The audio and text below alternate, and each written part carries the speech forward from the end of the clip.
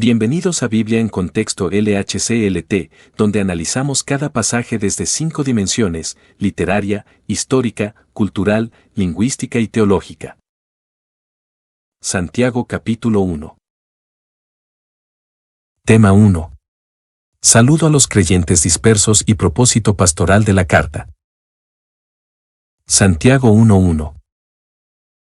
Santiago, siervo de Dios y del Señor Jesucristo, a las 12 tribus que están en la dispersión, salud. Santiago, siervo de Dios y del Señor Jesucristo. Santiago no se presenta como hermano de Jesús, sino como siervo, del griego doulos, que significa esclavo por decisión. Su humildad destaca su reverencia. En vez de reclamar privilegio familiar, exalta a Cristo como Señor. Jesucristo une el nombre humano y el título mesiánico. Siervo de Dios evoca a Moisés y los profetas. Como ellos, Santiago habla por autoridad divina. Dice con verdad: Jesucristo es el Señor. Filipenses 2:11. A las 12 tribus que están en la dispersión. Esta expresión remite al pueblo judío esparcido entre las naciones, pero también simboliza a la Iglesia como el Israel espiritual. 12 tribus mantiene la identidad del pueblo de Dios, aún fuera de su tierra. Dispersión traduce diáspora, una condición de prueba y espera. 1 Pedro 1:1 también habla a los expatriados de la dispersión. El mensaje es para creyentes perseguidos y extranjeros. La fe se mantiene viva en medio del exilio. Salud. Esta palabra, chairein en griego, es un saludo que significa gozo o bienestar. Aunque breve, su inclusión apunta al tono pastoral y afectuoso de la carta. Hechos 15:23 usa la misma fórmula en una carta a creyentes. Santiago inicia con cordialidad, pero rápidamente entrará en exhortación. Su saludo resume su deseo: vida llena del gozo de Dios. Salud prepara al lector para recibir verdad con gracia. 3 Juan 1:2. Tema 2. El valor espiritual de las pruebas y la necesidad de sabiduría recibida con fe. Santiago 1:2. Hermanos míos, tened por sumo gozo cuando os halléis en diversas pruebas. Hermanos míos. Santiago establece cercanía espiritual con sus lectores, no como superior, sino como hermano en la fe. Esta frase aparece frecuentemente en su carta.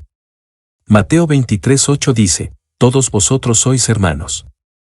En medio de la corrección, mantiene tono de amor fraternal. Su autoridad no cancela su ternura. El Evangelio forma una familia donde todos se edifican mutuamente. Aquí comienza su exhortación pastoral con afecto genuino. Tened por sumo gozo. El mandamiento es sorprendente: considerar el sufrimiento como gozo. No es negación del dolor, sino reconocimiento del propósito. Romanos 5:3 dice: nos gloriamos en las tribulaciones. El gozo aquí no es emocional, sino espiritual. Surge de saber que Dios obra a través de las pruebas. Es un gozo racional, deliberado, no impulsivo. El creyente escoge confiar cuando todo parece adverso. Cuando os halléis en diversas pruebas. Hallarse implica ser sorprendido, no buscar activamente el sufrimiento. Diversas pruebas señala que éstas vendrán en muchas formas. 1 Pedro 1:6 habla de diversas pruebas, igual que aquí. Las pruebas no son accidentes, sino parte del plan de Dios. No siempre entendemos su forma, pero sí su fruto. No es si ocurren, sino cuándo. El creyente debe estar preparado con esperanza. Santiago 1:3. Sabiendo que la prueba de vuestra fe produce paciencia. Sabiendo que. Santiago apela al conocimiento espiritual, no a emociones. El verbo implica certeza, no suposición. Romanos 8:28 afirma: sabemos que a los que aman a Dios, todas las cosas les ayudan a bien. Esta convicción da estabilidad en medio de la tormenta. Lo que uno sabe en la fe sostiene cuando no ve con claridad. Esta verdad debe estar arraigada en la mente y el corazón. Saber la finalidad transforma la perspectiva. La prueba de vuestra fe. La fe es probada como el oro en el fuego, no para destruirla, sino para refinarla. Primera Pedro 1:7 dice que la prueba de vuestra fe sea hallada en alabanza. La fe no es auténtica si no resiste oposición.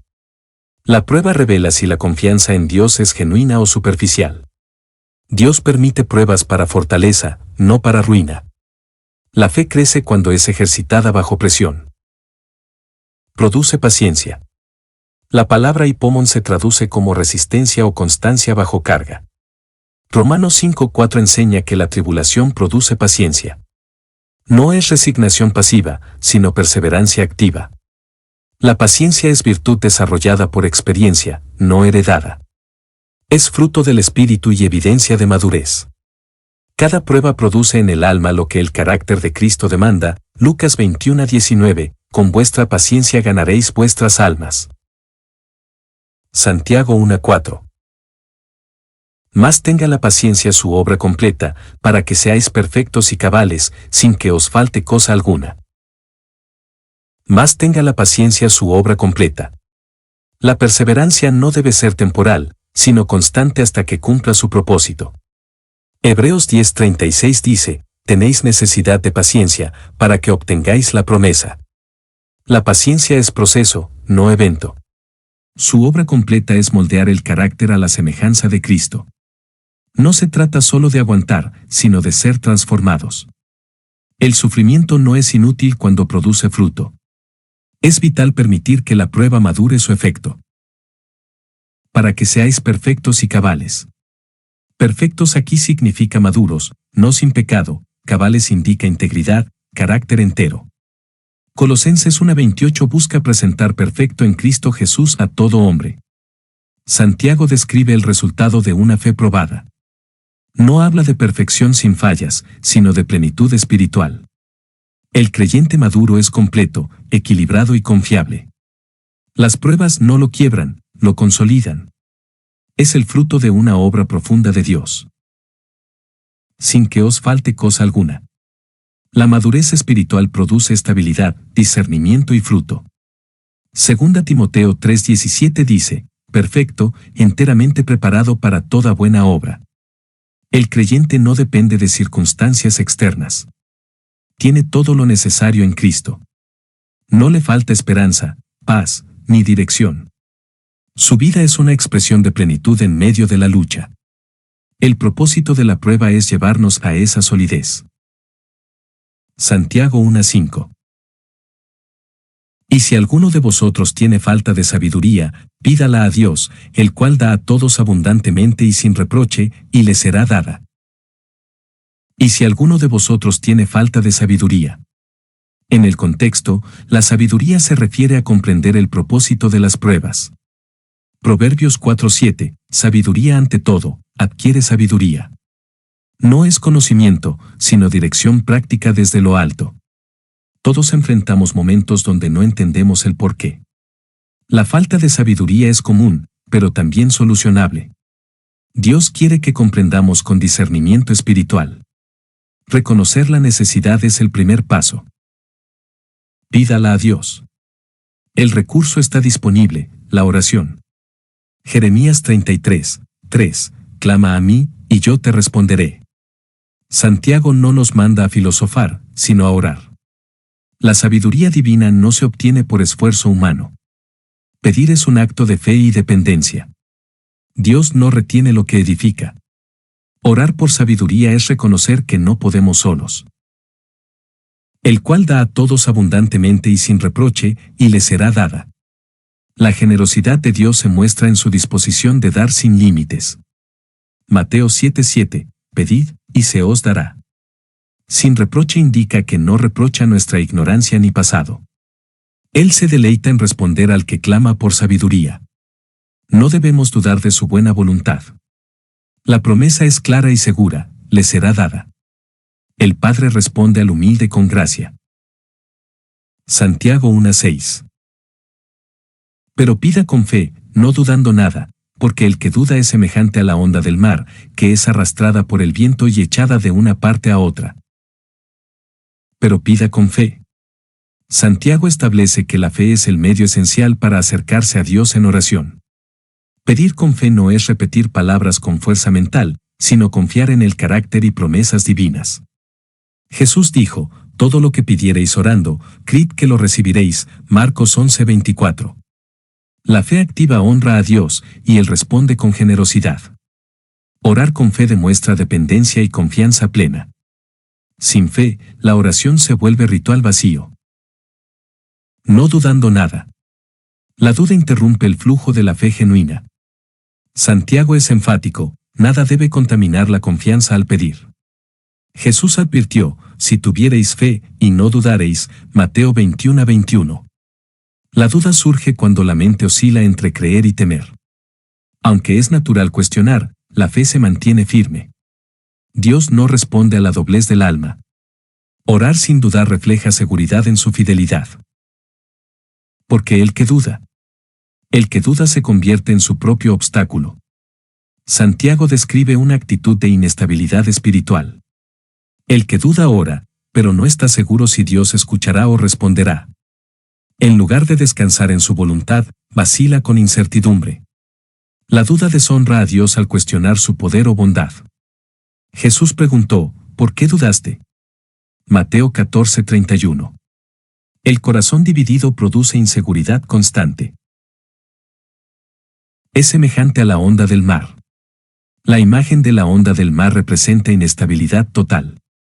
Las olas no tienen control propio, dependen del viento. Efesios 4:14 habla de no ser llevados por doquiera de todo viento. Así es el que duda, impulsado por emociones, circunstancias y temores. No tiene dirección fija, ni fundamento sólido. Vive al vaivén de lo externo. Dios no se complace en fe fluctuante, que es arrastrada por el viento. El viento representa fuerzas externas, pruebas, opiniones, influencias. Arrastrada implica falta de resistencia. El que duda no tiene convicción para sostenerse ante la presión. Gálatas 1:6 muestra cómo algunos eran movidos fácilmente del Evangelio.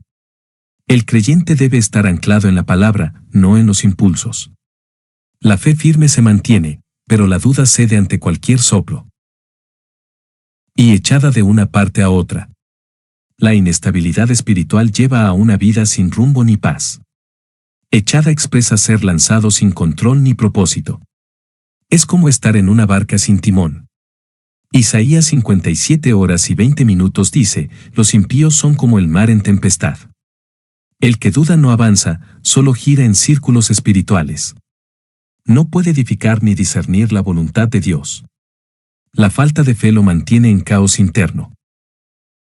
Santiago 1:7.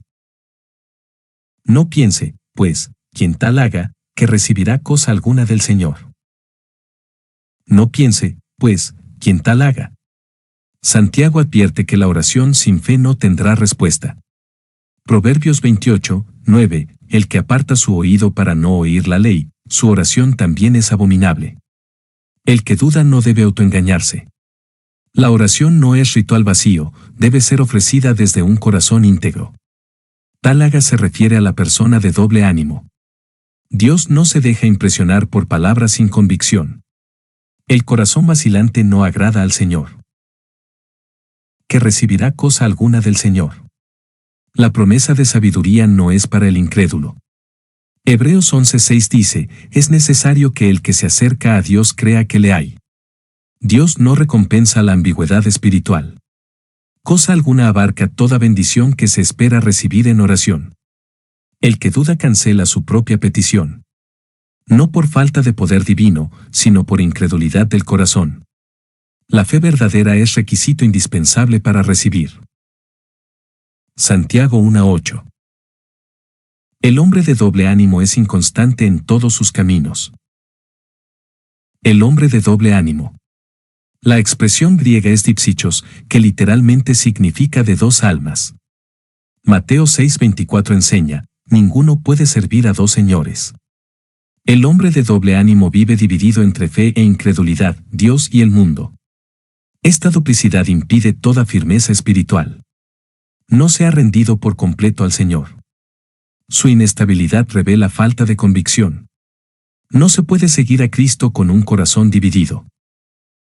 Es inconstante en todos sus caminos. Su vida carece de firmeza, dirección y propósito. Proverbios 3:6 aconseja, reconócelo en todos tus caminos. El inconstante no puede avanzar, porque siempre cambia de rumbo. Esta inestabilidad afecta todas sus decisiones. No solo es inconstante al orar, sino en toda su vida. La fe sólida produce integridad, pero la duda, confusión. Solo el corazón rendido completamente a Dios permanece firme. Tema 3. La verdadera perspectiva cristiana sobre la pobreza, la riqueza y la prueba. Santiago 1:9. El hermano que es de humilde condición, gloríese en su exaltación. El hermano que es de humilde condición. Santiago habla del creyente pobre, socialmente marginado. Humilde condición se refiere a pobreza material, no a humildad espiritual. 1 Corintios 1:26 recuerda, no muchos sabios según la carne. En la iglesia primitiva, muchos eran esclavos o pobres. Santiago dignifica su posición. No están desechados por Dios, sino incluidos con honra. Su valor no depende de riquezas, sino de su identidad en Cristo. Gloríese en su exaltación. El hermano pobre debe alegrarse, no en lo que carece, sino en lo que posee en Cristo. Efesios 2:6 dice, nos hizo sentar en los lugares celestiales con Cristo Jesús.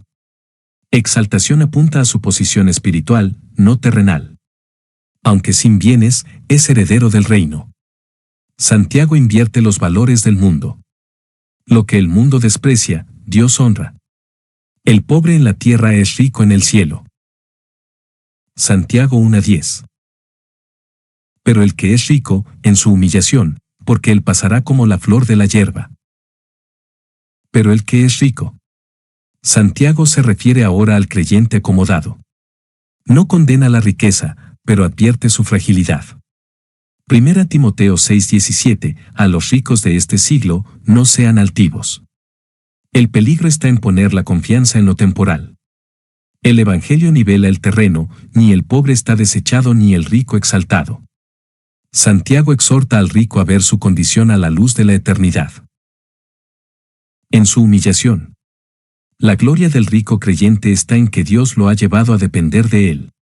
Jeremías 9:23 dice, no se alabe el rico en su riqueza.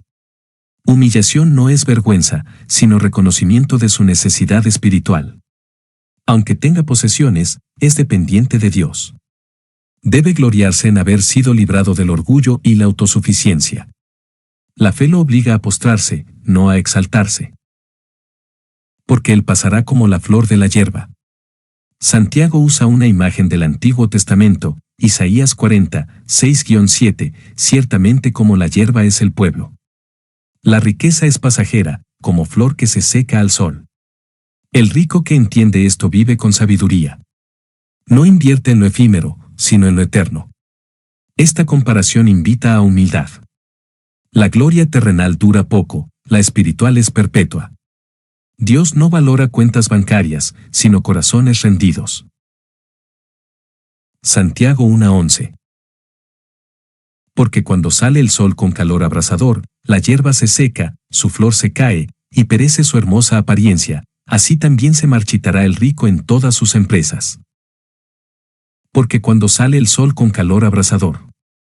El sol simboliza las pruebas, el juicio o el paso del tiempo.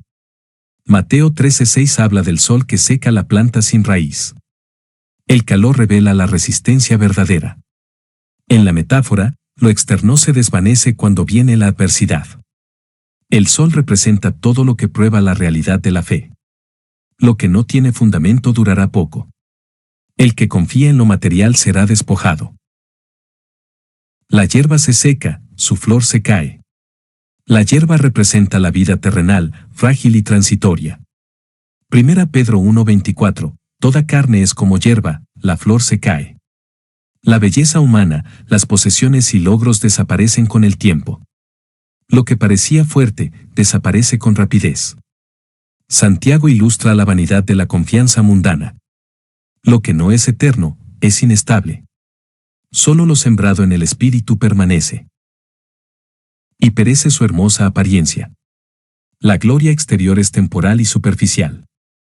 Proverbios 31 horas y 30 minutos dice, engañosa es la gracia, y vana la hermosura. Aquí se señala la caída de lo aparente. Todo lo que impresiona al ojo carece de sustancia eterna. La hermosa apariencia no puede sostenerse bajo presión. Santiago quiere que los creyentes miren más allá del brillo mundano. La verdadera belleza está en Cristo, no en lo material. Así también se marchitará el rico. Santiago afirma que el destino del rico, si se apoya en su riqueza, será el mismo, desaparecerá. Lucas 12:20, necio, esta noche vienen a pedirte tu alma. Marchitar implica desvanecerse, perder esplendor. El juicio alcanza a todos, sin excepción económica. No importa el tamaño de sus bienes, todos pasarán. Lo único duradero es lo que se hace para Dios. El alma sin Cristo está en peligro. En todas sus empresas. Empresas habla de planes, negocios, proyectos terrenales. Proverbios 19:21, muchos pensamientos hay en el corazón del hombre. Aún lo mejor diseñado, sin Dios, se desmorona. El rico puede tener éxito visible, pero sin fruto eterno. Santiago no desprecia el trabajo, sino la autosuficiencia. La vida verdadera no se mide por logros temporales. Todo lo hecho sin Dios es vano. Santiago 1:12. Bienaventurado el varón que soporta la tentación, porque cuando haya resistido la prueba, recibirá la corona de vida que Dios ha prometido a los que le aman. Bienaventurado el varón que soporta la tentación. Santiago introduce una bienaventuranza como las de Jesús. Soportar es más que resistir, implica permanecer firme en fe. Mateo 5:10 dice, bienaventurados los que padecen persecución. Aquí, la tentación incluye prueba y presión interna o externa. Soportar con fidelidad honra a Dios. El creyente que no cede es contado como feliz. Esta firmeza no es humana, sino fortalecida por la gracia. Porque cuando haya resistido la prueba. El tiempo de la prueba no es permanente, tiene un fin. 1 Pedro 5:10 dice, después que hayáis padecido un poco de tiempo, os perfeccione. Resistir implica lucha, pero también victoria. La prueba no es derrota si se atraviesa con fe. No se trata de evitarla, sino de resistirla en obediencia. Dios honra al que persevera con confianza. La resistencia revela autenticidad. Recibirá la corona de vida. La corona es símbolo de recompensa eterna, no salvación por obras. Apocalipsis 2:10, sé fiel hasta la muerte, y yo te daré la corona de la vida. Esta promesa es para quienes permanecen fieles. No es un adorno físico, sino plenitud espiritual. La corona representa aprobación divina. El que ama a Dios más que a sí mismo, será recompensado. La vida eterna es el mayor galardón que Dios ha prometido. La promesa proviene de aquel que no miente. Tito 1:2, Dios, no puede mentir, prometió antes del principio. Esta corona no es ilusión, sino pacto seguro. Lo que Dios promete, cumple sin falta. La fidelidad divina sostiene al creyente en medio del sufrimiento. Su promesa motiva la perseverancia. Ninguna prueba será en vano. Él premia lo hecho en secreto y en fidelidad. A los que le aman. La motivación del creyente no es solo deber, sino amor. Romanos 8:28, a los que aman a Dios, todas las cosas les ayudan a bien. El amor verdadero a Dios sostiene en la tentación. No se trata solo de resistir por temor, sino por afecto y reverencia. El que ama, permanece. La corona de vida no es para el valiente, sino para el que ama. Ese amor da fuerza y propósito en la lucha. Tema 4. El origen del pecado y la bondad inmutable de Dios como dador de vida. Santiago 1:13. Cuando alguno es tentado, no diga que es tentado de parte de Dios, porque Dios no puede ser tentado por el mal, ni él tienta a nadie. Cuando alguno es tentado. Santiago reconoce que la tentación es parte de la experiencia cristiana. 1 Corintios 10:13 dice, no os ha sobrevenido ninguna tentación que no sea humana. La tentación no es pecado, sino oportunidad de elegir. Todos los creyentes pasan por pruebas internas. No hay excepción en el caminar espiritual. Santiago ahora distingue entre prueba y tentación. La diferencia radica en la fuente y en la respuesta. No diga que es tentado de parte de Dios. El ser humano tiende a culpar a otros, incluso a Dios. Génesis 3:12, la mujer que me diste. Santiago corrige esa tendencia. Dios prueba para fortalecer, no tienta para caer. Culpar a Dios es evadir responsabilidad. La tentación proviene de deseos desordenados, no del Señor. Esta afirmación protege la santidad de Dios. Dios nunca incita al mal. Porque Dios no puede ser tentado por el mal. Dios es absolutamente santo, el mal no tiene poder sobre él.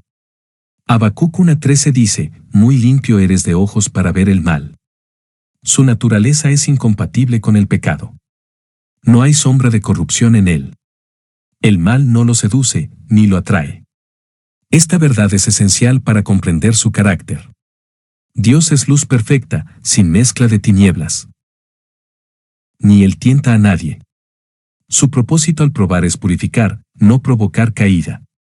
Job fue probado, pero nunca tentado por Dios para pecar. 1 Juan 1:5 declara, Dios es luz, y no hay ningunas tinieblas en él. Él no es autor del pecado, ni lo promueve. Su carácter es justo y puro. Cualquier insinuación contraria es blasfemia. La tentación surge de la carne, no del Creador. Santiago 1:14. Sino que cada uno es tentado, cuando de su propia concupiscencia es atraído y seducido. Sino que cada uno es tentado. Santiago aclara la verdadera fuente de la tentación, el corazón humano. Jeremías 17:9, engañoso es el corazón más que todas las cosas. Nadie puede decir que su pecado vino de fuera, pues nace dentro. La tentación no es externa, sino interna. Cada uno es responsable ante Dios por sus deseos. No hay excusa cuando caemos, fuimos tentados desde nuestro interior. Cuando de su propia concupiscencia. La palabra concupiscencia traduce epitimia, que significa deseo intenso o pasión desordenada. Romanos 13:14 dice, no proveáis para los deseos de la carne. No es que desear sea malo, sino que los deseos se deforman sin Dios. La concupiscencia busca satisfacción al margen de la voluntad divina. El pecado comienza con deseos fuera de control. Cada quien tiene su lucha específica. Es atraído. El verbo implica ser jalado, como por un anzuelo. Proverbios 7:21 muestra cómo el joven es atraído por palabras lisonjeras. Esta atracción no es violenta, sino seductora. El pecado se presenta como agradable, pero su fin es muerte. El alma cae cuando sigue la atracción sin discernimiento. Todo comienza cuando se permite que el deseo tire con fuerza. Y seducido. El segundo verbo da la idea de ser atrapado, como una presa en una trampa. Romanos 7:11, el pecado me engañó, y por él me mató. La seducción espiritual es gradual, comienza con atracción y termina con rendición. La seducción opera en la mente, afectando emociones y decisiones. El pecado seduce prometiendo libertad y da esclavitud. La advertencia es clara, la tentación nace dentro y avanza en etapas. Santiago 1:15. Entonces la concupiscencia, después que ha concebido, da a luz el pecado, y el pecado, siendo consumado, da a luz la muerte.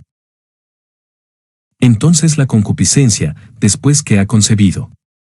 Santiago utiliza una metáfora de embarazo. Cuando el deseo es acariciado y alimentado, comienza la gestación del pecado. Mateo 5:28 enseña que el adulterio comienza en el corazón. La concepción ocurre cuando el deseo es aceptado internamente. No es tentación ocasional, sino deseo nutrido. El pecado no aparece de golpe, se forma dentro. La mente lo gesta en secreto. Da a luz el pecado. Una vez concebido, el deseo se convierte en acción. Proverbios 30 horas y 20 minutos describe al adúltero que actúa y no siente culpa. El pecado es el fruto visible de un deseo descontrolado. La conducta externa revela la batalla interna ya perdida. El acto es la expresión final del proceso. Todo pecado es hijo del deseo no crucificado. Y el pecado, siendo consumado. El pecado completo no es solo el acto, sino su continuación sin arrepentimiento. Romanos 6:23, la paga del pecado es muerte. Consumado indica desarrollo pleno, sin interrupción. Cuando el pecado se permite crecer, toma control total. La conciencia se endurece y el alma se adormece. El pecado lleva al hombre más lejos de lo que imaginó. Lo que parecía inofensivo se vuelve destructivo. Da a luz la muerte. El resultado inevitable del pecado es separación de Dios. Ezequiel 18:20, el alma que pecare, esa morirá. No se trata solo de muerte física, sino espiritual y eterna. El proceso comienza con deseo, sigue con pecado y termina en muerte. Es una advertencia solemne a quien juega con el mal. La muerte espiritual es insensibilidad a Dios y juicio futuro. La única salida es el arrepentimiento. Santiago 1:16. Amados hermanos míos, no erréis. Amados hermanos míos. Santiago combina firmeza con ternura pastoral. Apela a la relación fraternal antes de corregir. Filipenses 4:1 usa una frase similar, amados hermanos, gozo y corona mía. Aunque el tema es severo, lo hace desde el amor. No habla como juez, sino como hermano preocupado. El tono revela su deseo de advertir con gracia. El verdadero amor no calla ante el peligro. No erréis. Errar aquí significa desviarse, ser engañado. 1 Corintios 6:9, ¿no sabéis que los injustos no heredarán el reino de Dios? No erréis. Santiago quiere que no se engañen sobre el origen del mal o el carácter de Dios. El error comienza cuando se pierde de vista la verdad. Satanás opera por engaño. Santiago clama, no se equivoquen en su comprensión de la tentación. Santiago 1:17. Toda buena dádiva y todo don perfecto desciende de lo alto, del Padre de las luces, en el cual no hay mudanza, ni sombra de variación. Toda buena dádiva y todo don perfecto. Santiago cambia de tono, ahora habla de lo que sí viene de Dios. Efesios 4:7, a cada uno, fue dada la gracia conforme a la medida del don de Cristo. Dádiva y don se refieren a regalos divinos, tanto materiales como espirituales. Todo lo que edifica proviene de Él. No da tentaciones, sino bendiciones. Sus dádivas no tienen defecto ni engaño. Él solo da lo que es realmente bueno. Desciende de lo alto. Toda bendición legítima tiene origen celestial. Juan 3:27, no puede el hombre recibir nada, si no le fuere dado del cielo. Las verdaderas riquezas no vienen del esfuerzo humano, sino de Dios. De lo alto enfatiza su procedencia divina. Lo que proviene de lo alto no corrompe. El mundo ofrece imitaciones, pero solo Dios da lo eterno. Su generosidad fluye desde el trono. Del Padre de las Luces. Un título poético que resalta la gloria y santidad de Dios. Génesis 1:17 muestra a Dios como creador de los astros. Padre de las luces evoca pureza, guía y constancia. Él es la fuente de toda iluminación espiritual. 1 Juan 1:5, Dios es luz. Esta expresión contrasta su pureza con el engaño de la tentación. Su luz no cambia ni falla. Su carácter es siempre confiable, en el cual no hay mudanza. Dios no cambia con el tiempo o el ánimo humano. Malaquías 3:6, porque yo Jehová no cambio. Él es fiel hoy como ayer. Su voluntad no fluctúa con emociones. El mundo cambia, pero Dios permanece. Esta estabilidad asegura la confianza del creyente. Su carácter es roca firme. Podemos depender de él sin temor a sorpresa. Ni sombra de variación. Esta frase refuerza la inmutabilidad divina. A diferencia de las sombras que se mueven, Dios no tiene zonas oscuras. Hebreos 13:8, Jesucristo es el mismo ayer, y hoy, y por los siglos. Dios no actúa caprichosamente. No hay contradicción entre lo que dice y lo que hace. Su luz no se apaga ni fluctúa. Todo en él es claridad, verdad y constancia. Santiago 1:18. Él, de su voluntad, nos hizo nacer por la palabra de verdad, para que seamos primicias de sus criaturas. Él, de su voluntad. Santiago afirma que la salvación inicia con la voluntad soberana de Dios. Juan 1:13 dice que nacimos no de voluntad de carne, sino de Dios. Esta declaración elimina todo mérito humano en la conversión. Dios no responde a obras, sino que actúa por gracia. Su voluntad es libre, santa y eterna. Él eligió salvarnos desde antes de la fundación del mundo. Nos hizo nacer. El nuevo nacimiento es obra de Dios, no del esfuerzo del hombre. Juan 3:3 establece, el que no naciere de nuevo, no puede ver el reino de Dios. Esta regeneración espiritual transforma completamente el alma. No es una mejora moral, sino una vida nueva. El creyente nace de lo alto, con naturaleza renovada. La vida cristiana inicia con esta intervención divina. Por la palabra de verdad. Dios usa su palabra como medio de regeneración espiritual. 1 Pedro 1:23 dice, renacidos, por la palabra de Dios que vive y permanece para siempre. El Evangelio es la semilla que da vida al alma. No basta con emociones o rituales humanos. La verdad revelada es instrumento de salvación. La fe viene por el oír, y el oír, por la palabra de Dios, Romanos 10:17.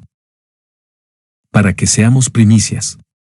Las primicias eran lo primero y lo mejor ofrecido a Dios. Romanos 8:23 dice, nosotros también tenemos las primicias del Espíritu. El creyente es el inicio de una nueva creación espiritual. Somos ejemplo de la cosecha futura que vendrá con Cristo. Dios nos ha separado para sí. Vivimos para mostrar la excelencia de su gracia redentora. Somos muestra del reino venidero. De sus criaturas. Somos parte de la nueva humanidad creada por Dios en Cristo. 2 Corintios 5:17 afirma, si alguno está en Cristo, nueva criatura es. No somos más del viejo sistema mundano. Ahora pertenecemos a una obra redentora que restaura todo. Dios está renovando la creación y el creyente es la evidencia viva. Su gracia nos hace diferentes del resto del mundo. Somos su posesión especial. Tema 5. La respuesta correcta a la palabra, oírla, obedecerla y vivir la religión verdadera. Santiago 1:19. Por esto, mis amados hermanos, todo hombre sea pronto para oír, tardo para hablar, tardo para airarse. Por esto, mis amados hermanos. Santiago introduce una exhortación basada en la obra regeneradora de Dios. El llamado a obedecer proviene de la transformación previa. Efesios 5:1 dice, sed, pues, imitadores de Dios, como hijos amados. Quien ha nacido de nuevo debe actuar distinto. El tono sigue siendo pastoral, amados hermanos. No es una orden seca, sino una exhortación fraternal. La gracia conduce al deber. Todo hombre sea pronto para oír. El creyente debe desarrollar un espíritu receptivo y humilde. Proverbios 18:13 advierte, al que responde palabra antes de oír, le es fatuidad y oprobio. Escuchar es más que oír sonidos, es entender con intención de obedecer. Santiago llama a una actitud activa ante la palabra de Dios.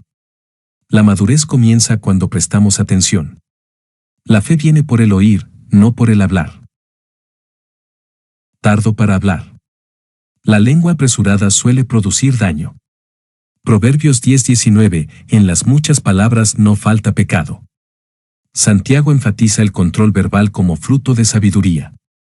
No debemos hablar sin pensar, especialmente en temas espirituales.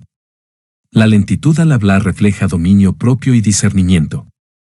El creyente no está llamado a impresionar con palabras, sino a edificar. La lengua suelta revela corazón necio. Tardo para airarse. La ira precipitada no proviene de Dios. Proverbios 14:29, el que tarda en airarse es grande de entendimiento. Aquí no se prohíbe sentir ira, sino dejarse dominar por ella. La ira humana es impulsiva, destructiva y carnal. Santiago exhorta a la paciencia bajo provocación. La mansedumbre es señal de madurez cristiana. Dios nos llama a reaccionar con gracia, no con explosión emocional. Santiago 1:20. Porque la ira del hombre no obra la justicia de Dios. Porque la ira del hombre. Santiago distingue entre la ira humana y la ira justa de Dios. La ira del hombre es egoísta, orgullosa y descontrolada. Efesios 4:31 ordena: quítese de vosotros toda amargura, enojo e ira. El corazón humano no produce justicia por medio de la ira. Aunque parezca justificada, termina siendo destructiva. Dios no necesita nuestras reacciones emocionales. Él obra con sabiduría y dominio perfecto. No obra. La palabra obra implica acción productiva o eficaz. Aquí se afirma que la ira no genera nada valioso. Romanos 12:21, no seas vencido de lo malo, sino vence con el bien el mal. El enojo humano no construye, destruye. No transforma, deforma.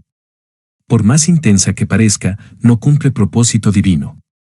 Es una herramienta inadecuada para la vida espiritual. La ira no edifica la voluntad de Dios. La justicia de Dios. La justicia aquí se refiere al plan, propósito y carácter de Dios. Miqueas 6:8 muestra que Él pide hacer justicia, amar misericordia y humillarse. La ira humana no colabora con ese plan, lo obstaculiza. Solo la gracia, paciencia y obediencia hacen avanzar la causa de Dios. La justicia divina se establece por fe y mansedumbre. El creyente debe reflejar esa justicia, no imponerla con furia. Santiago 1:21. Por lo cual, desechando toda inmundicia y abundancia de malicia, recibid con mansedumbre la palabra implantada, la cual puede salvar vuestras almas. Por lo cual. Santiago conecta esta exhortación con lo anterior: si la ira no produce justicia, hay que buscar lo que sí la produce. Romanos 13:12 dice: desechemos, pues, las obras de las tinieblas. El creyente regenerado debe vivir de acuerdo a la nueva vida en Cristo. El Evangelio no solo informa, transforma. Por lo cual introduce una aplicación urgente. La doctrina correcta exige conducta coherente. Desechando toda inmundicia. Desechar implica quitar algo sucio e incompatible con la vida santa. Efesios 4:22, despojaos del viejo hombre. La palabra inmundicia habla de impureza moral, pensamientos o actitudes indignas. Santiago llama a una limpieza radical. La santidad no es opcional, es natural en el creyente. No puede haber crecimiento espiritual con pecado escondido. Hay que desecharlo como basura ofensiva. Y abundancia de malicia. La malicia incluye todo lo que nace de un corazón corrompido: envidia, engaño, hipocresía.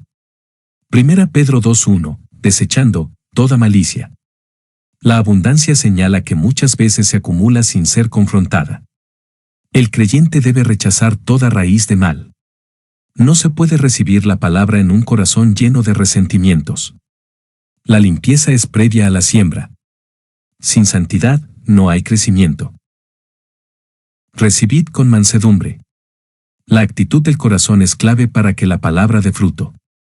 Isaías 66:2, miraré a aquel que es humilde y contrito de espíritu. La mansedumbre no es debilidad, sino disposición dócil ante Dios. El orgulloso resiste la verdad, el manso la abraza. Solo el que se somete a la autoridad de Dios será transformado. La palabra no se impone, se recibe con humildad reverente. La palabra implantada. Santiago se refiere a la palabra que ha sido sembrada por Dios en el alma. Jeremías 31:33, pondré mi ley en su mente y la escribiré en su corazón. No es información externa, sino verdad viva dentro del creyente. La semilla ya fue plantada, ahora debe crecer. Esta imagen refleja un proceso espiritual continuo. La palabra debe echar raíces y dar fruto diario, la cual puede salvar vuestras almas. La palabra no solo enseña, también salva. Romanos 1:16 dice que el Evangelio es poder de Dios para salvación. Aquí, salvar implica redención, transformación y preservación eterna. La palabra tiene el poder de llevar al arrepentimiento, santificación y vida eterna. No es un mensaje más, es el instrumento divino por excelencia. Rechazarla es peligroso, recibirla es vital. Santiago 1:22. Pero sed hacedores de la palabra, y no tan solamente oidores, engañándoos a vosotros mismos. Pero sed hacedores de la palabra. Santiago llama a la acción, no solo a la reflexión. Mateo 7:24, el que oye y hace, le compararé a un hombre prudente. El Evangelio exige obediencia práctica. Escuchar sin aplicar es desobediencia encubierta. El creyente genuino responde con obras a lo que escucha. Dios no busca oyentes atentos, sino hacedores fieles. La fe sin obras es estéril. Y no tan solamente oidores. El peligro está en reducir la fe a conocimiento intelectual. Ezequiel 33 horas y 32 minutos denuncia a los que oyen como canción, pero no obedecen. Muchos se engañan pensando que asistir o escuchar basta. El oyente pasivo se conforma con impresiones, no con transformación. La palabra no fue dada solo para ser admirada, sino vivida. El oír sin obedecer endurece el corazón. Engañándoos a vosotros mismos. El autoengaño es más peligroso que el engaño externo. Gálatas 6:3, si alguno se cree ser algo, se engaña a sí mismo. El que oye y no hace vive en ilusión espiritual. Cree que está bien porque conoce, pero no practica. Santiago denuncia esta falsa seguridad religiosa. Solo hay una prueba de fe, obediencia real. El autoengaño termina en juicio. Santiago 1:23. Porque si alguno es oidor de la palabra, pero no hacedor de ella, este es semejante al hombre que considera en un espejo su rostro natural. Porque si alguno es oidor de la palabra, se refiere al que escucha predicaciones, lee la Biblia, pero no obedece. Lucas 6:46, ¿por qué me llamáis, Señor, Señor, y no hacéis lo que yo digo? Este tipo de creyente abunda en apariencia, pero carece de fruto. Santiago quiere alertar contra una espiritualidad sin práctica. No basta oír el mensaje, debe ser recibido con obediencia. El oidor pasivo no honra a Dios, pero no hacedor de ella. La fe se prueba en la acción. Juan 14:15, si me amáis, guardad mis mandamientos. No hacer la palabra es igual a despreciarla. Santiago subraya la necesidad de coherencia. La obediencia no es opcional, sino evidencia de vida espiritual. El que no hace lo que oye, no ha entendido realmente. Dios desea transformación, no solo información. Este es semejante al hombre que considera en un espejo su rostro natural. La imagen es clara, mirar sin responder. El espejo revela, pero no cambia. Mateo 7:26, el que oye y no hace, será semejante al hombre insensato. El espejo muestra la verdad, pero requiere acción. Ver el rostro sucio y no limpiarlo es necedad. Así actúa quien escucha la palabra y no cambia. El espejo es la verdad divina, el rostro, nuestra condición. Santiago 1:24. Porque él se considera a sí mismo, y se va, y luego olvida cómo era. Porque él se considera a sí mismo. La palabra considera implica observar con atención. El espejo revela detalles, pero no produce cambios si no hay respuesta. 2 Corintios 13:5, examinaos a vosotros mismos. Este hombre se examina, pero sin intención de obedecer. Ver su estado no le mueve al arrepentimiento.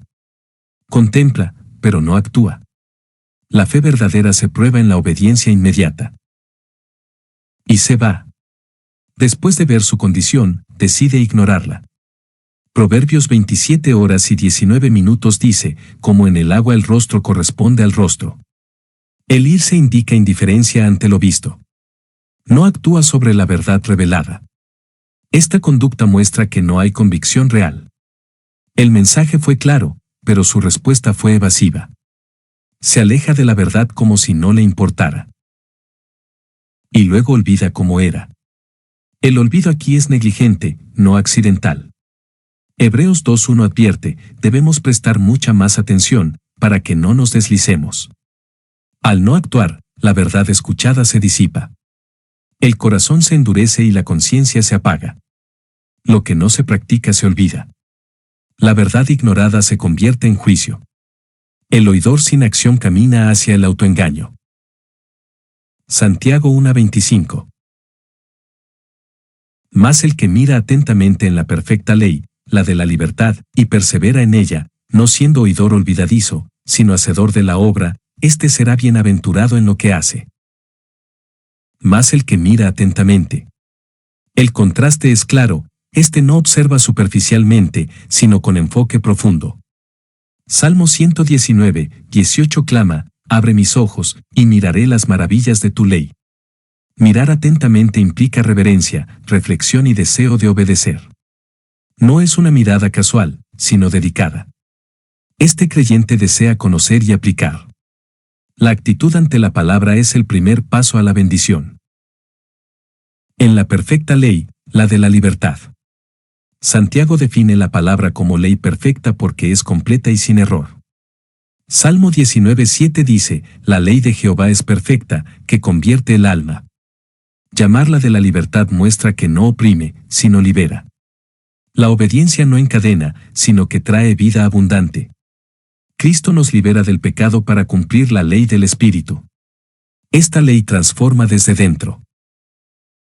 Y persevera en ella. No basta comenzar, hay que continuar. Juan 8:31, si vosotros permaneciereis en mi palabra, seréis verdaderamente mis discípulos. La perseverancia prueba la autenticidad de la fe. No es obediencia temporal, sino permanente. La constancia en la verdad produce madurez. El que persevera en la palabra se fortalece contra la tentación. Perseverar es mantenerse fiel en todo tiempo. No siendo oidor olvidadizo. Este creyente no es como el de los versículos anteriores. Salmo 119:11, en mi corazón he guardado tus dichos. La palabra no es pasajera, sino anclada en su corazón. No la olvida porque la aplica. El olvido es signo de descuido, la memoria activa es fruto del compromiso. El oidor fiel memoriza para obedecer. La palabra se convierte en su guía constante. Sino hacedor de la obra. Su vida es coherente con lo que ha aprendido. Mateo 7:21, no todo el que me dice, Señor, Señor, sino el que hace la voluntad. No se conforma con escuchar, actúa en consecuencia. Es transformado por la verdad recibida. Su fe es visible en su conducta. La palabra produce frutos concretos. El creyente maduro es obrero diligente de la verdad. Este será bienaventurado en lo que hace. La bendición viene sobre el que obedece. Salmo 1:3, todo lo que hace, prosperará. La obediencia trae gozo, dirección y favor de Dios. El creyente que vive la palabra camina en victoria. La dicha aquí no es emocional, sino espiritual. Dios recompensa la fidelidad. La verdadera bienaventuranza viene por hacer, no solo por oír. Santiago 1:26. Si alguno se cree religioso entre vosotros, y no refrena su lengua, sino que engaña su corazón, la religión del tal es vana. Si alguno se cree religioso entre vosotros. Santiago se refiere al que presume tener devoción, pero sin evidencia real. Mateo 6:1 advierte, guardad de hacer vuestra justicia delante de los hombres. Religioso aquí apunta a actos exteriores de piedad. El problema no es la religión, sino la autoimagen engañosa. Creerse piadoso no equivale a serlo. Muchos tienen forma de piedad, pero niegan su poder. Dios mira el corazón, no la apariencia. Y no refrena su lengua. El control verbal es una prueba de madurez espiritual. Proverbios 13:3 dice, el que guarda su boca, guarda su alma. La lengua suelta revela falta de dominio interior. La verdadera espiritualidad no puede divorciarse del lenguaje. El creyente debe hablar con sabiduría, verdad y gracia. Santiago deja claro que sin refreno verbal no hay devoción genuina. La lengua descontrolada desacredita la fe, sino que engaña su corazón. El autoengaño espiritual es peligroso y sutil. Gálatas 6:3, el que se cree ser algo, no siendo nada, a sí mismo se engaña. Aquí el problema no es externo, sino interno. Se convence de que es espiritual, pero su vida lo contradice. Su corazón está desconectado de la verdad. La religión externa sin transformación interior es falsedad. Solo el Espíritu puede revelarle su verdadero estado. La religión del tal es vana. Vana significa inútil, sin valor, vacía. Isaías 1:13, no me traigáis más vana ofrenda. La religiosidad sin obediencia práctica no agrada a Dios. No importa cuánto hable de fe si su vida no la demuestra. Santiago confronta el cristianismo superficial.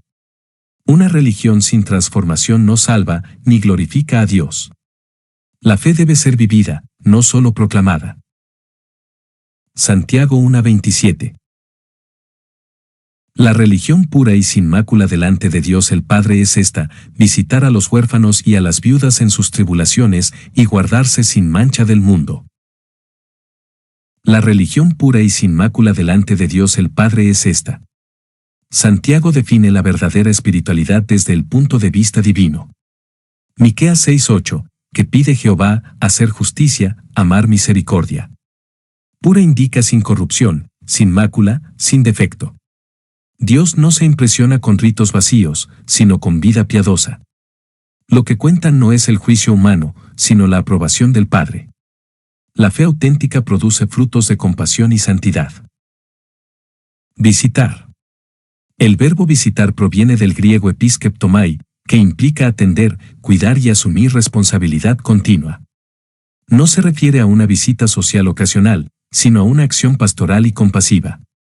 En la Biblia, Dios visita a su pueblo para salvar y restaurar, Lucas 1:68. Santiago presenta la piedad como algo activo y comprometido. La fe verdadera siempre se traduce en acción concreta. A los huérfanos y a las viudas. Huérfanos y viudas representaban a los sectores más vulnerables en la sociedad bíblica. Carecían de protección legal, recursos económicos y defensa social. Dios se declara su defensor especial, Salmo 68:5. Cuidarlos era una obligación moral del pueblo de Dios.